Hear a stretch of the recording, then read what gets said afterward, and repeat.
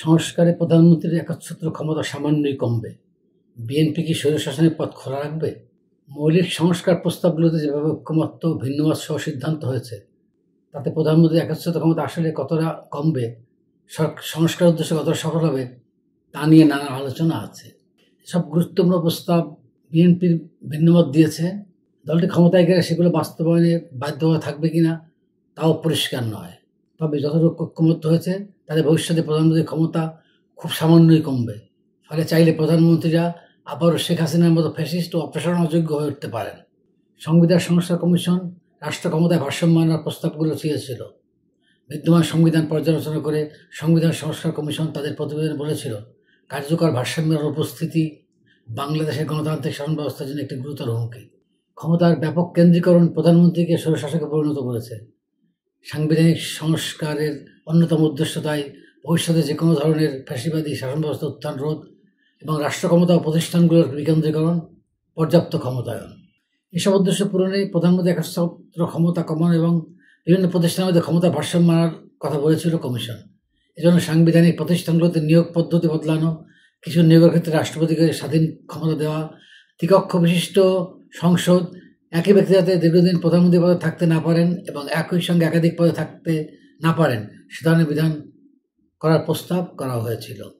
তবে এসব প্রস্তাব নিয়ে ঐকমত্য কমিশনের বেশ কয়েকটি সিদ্ধান্তে বিএনপি ও তার মিত্র দলগুলো ভিন্ন মত বা নোট অফ ডিসেন্ট দিয়েছে। জুলাই সনদের খসড়ায়ও তাদের ভিন্ন মতের কথা উল্লেখ আছে। সংশ্লিষ্ট সূত্র জানায়, ভিন্নমত সহ সিদ্ধান্তগুলো বাস্তবায়নের পদ্ধতি নিয়ে এখনও কৌশল ঠিক হয়নি।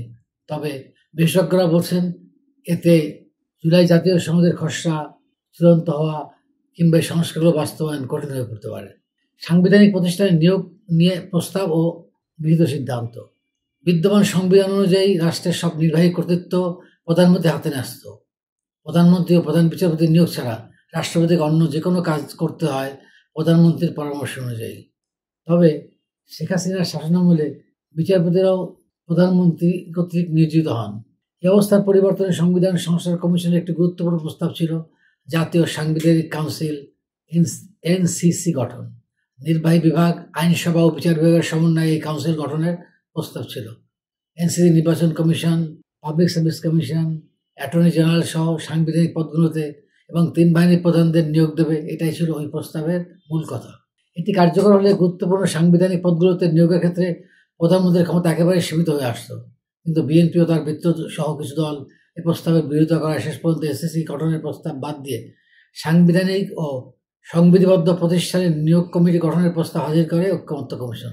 তাতেও বিএনপি সহ কিছু দলের জোরালো আপত্তি ছিল। বিএনপির বক্তব্য হলো, এরকম কমিটি করা হলে নির্বাহী বিভাগ দুর্বল হয়ে যাবে, সরকারের কর্তৃত্ব থাকবে না। তাই এসব ক্ষেত্রে আইনের মাধ্যমে নির্ধারিত পদ্ধতিতে নিয়োগ দেওয়ার পক্ষে মত দেন। যেভাবে ঐকমত্য হয়েছে তাতে অর্থ বিল ও আস্থা ভোট ছাড়া সংসদে অন্য যে কোনো বিষয়ে সংসদরা স্বাধীনভাবে ভোট দিতে পারবেন। এছাড়া সরকার হিসাব কমিটি, অনুমতি হিসাব কমিটি, বিশ্ব অধিকার ও সরকারি প্রতিষ্ঠান কমিটি এবং জনগোত্র সম্পন্ন মন্ত্রণালয় সম্পর্কিত স্থায়ী কমিটির সভাপতি পদে সংসদে আসন অনুপাতে বিরোধী দল থেকে সভাপতি নির্বাচন করা হবে। ঐকমত্য কমিশন আশা করে সংশ্লিষ্ট বিষয় ছাড়াও প্রধানমন্ত্রীর জবাবদিহি আনতে প্রধানমন্ত্রীর মেয়াদ নির্ধারণ করে দেওয়া গেছে। 4টি গুরুত্বপূর্ণ বিশেষ সংসদীয় কমিটি সহ কিছু কমিটির সভাপতি হবেন বিরোধী দল থেকে। এছাড়া এসি গঠনে প্রধানমন্ত্রীর অবারিত ক্ষমতা থাকছে না। সব না হলেও অনেকটা অগ্রগতি হয়েছে। এখন দেখা যাক শেষ পর্যন্ত আগামী সংসদ এসব বিষয়ে, এসব সংস্কার প্রস্তাবের বিষয়ে কী পদক্ষেপ নেয়।